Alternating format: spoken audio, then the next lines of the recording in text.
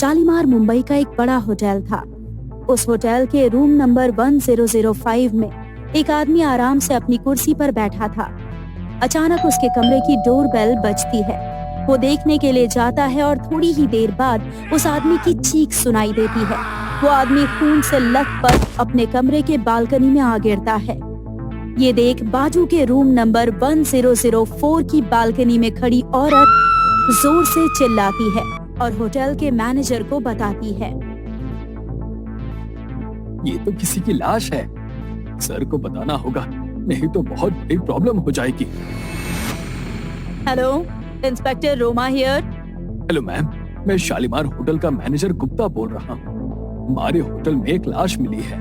आप प्लीज जल्दी से यहाँ आ जाइए। आप डरिए मत, हम अभी आते हैं। लेकिन होटल से कोई भी बाहर नहीं जाना चाहिए और ना ही अंदर आना चाहिए। सारे मेन डोर्स बंद कर दीजिए। जी मैम। रोमा ने इंस्पेक्टर स्वामी और रविकांत को इन्फॉर्म किया। तीनों ही शालीमार होटल के लिए निकल पड़े। तभी रास्ते में एसीपी रंधावा का कॉल आता है। हेलो सर, मैं रोमा और इंस्पेक्टर स्वामी मुंबई के शालीमार होटल में जा रहे हैं। वहाँ किसी की लाश मिली है। ओके, मैं भी सीधे वहीं पहुँचता हूँ। थोड़ी ही देर में सभी शालीमार होटल में पहुँच गए।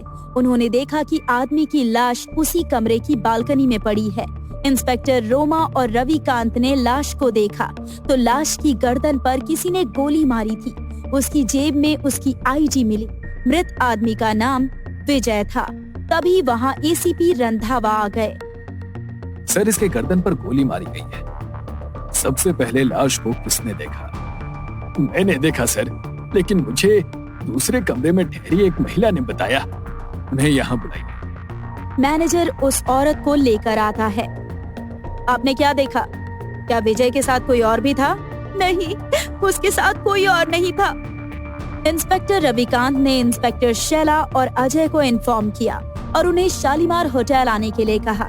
थोड़ी देर में अजय और शैला भी होटल पहुंच गए। एसीपी रंधावा ने अजय और रविकांत को होटल के सीसीटीवी फुटेज चेक करने को कहा और विजय की लाश को पोस्टमार्टम के लिए डॉक्टर दास के पास भेज दिया गया। अजय और रविकांत फुटेज चेक करने के लिए ले गए।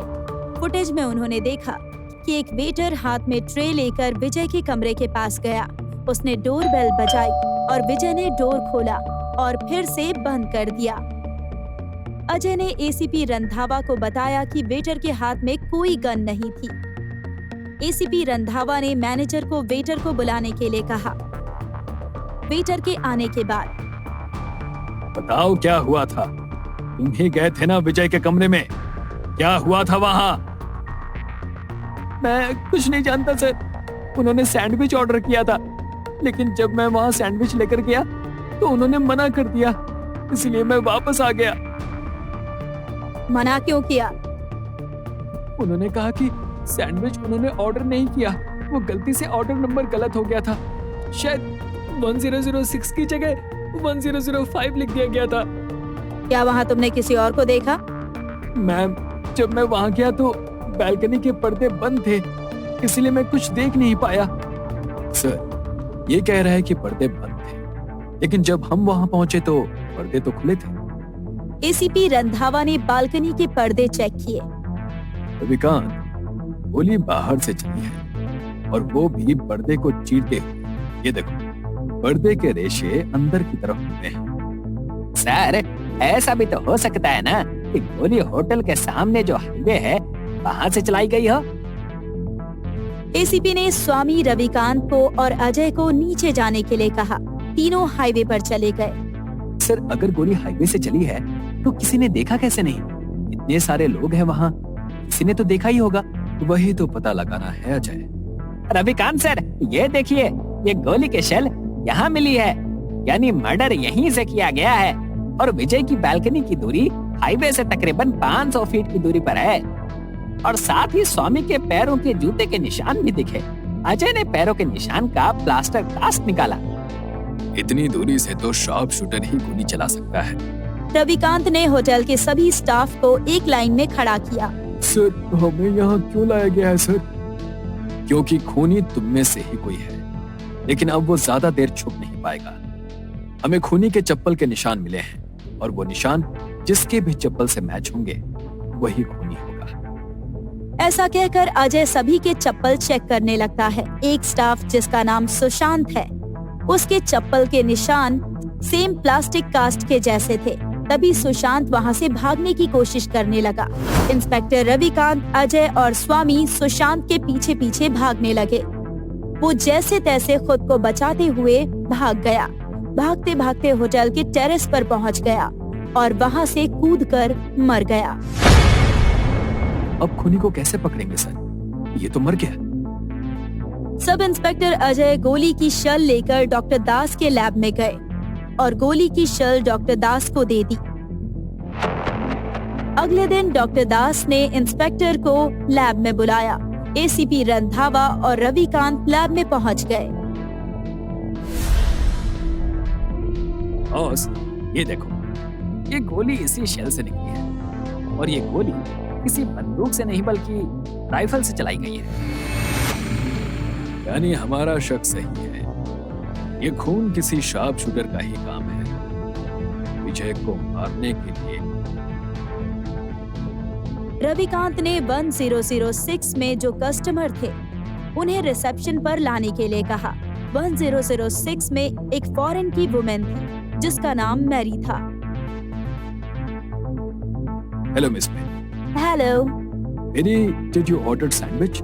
Yes, I had ordered a sandwich, but by mistake it was taken to another room. So that's why I got order late. Oh, thank you. Now you can. ACP Randhawa ने inspector स्वामी और शैला को, जो order confirm करते हैं, उस room service manager से पूछताछ करने के लिए कहा। इंस्पेक्टर स्वामी और शैला होटल के किचन में पहुंचे। इस किचन का रूम सर्विस मैनेजर कौन है? जी मैं जिग्नेश, यहाँ का रूम सर्विस मैनेजर हूँ। तुम ही सारे ऑर्डर्स कंफर्म करते हो? जी सर, लेकिन क्या बात है, कोई प्रॉब्लम है क्या? तुम क्या अपना काम ठीक से नहीं करते क्या? जी ऐसा कभी नहीं हुआ सर कि मैं अपने काम में चूक गया हूँ। मैं सारे ऑर्डर्स प्रॉपर्ली डिलीवर कराता हूँ। तो कल रूम नंबर 1006 का ऑर्डर 1005 में कैसे पहुँच गया? नहीं सर, मैंने ऑर्डर ठीक से ही लिया था।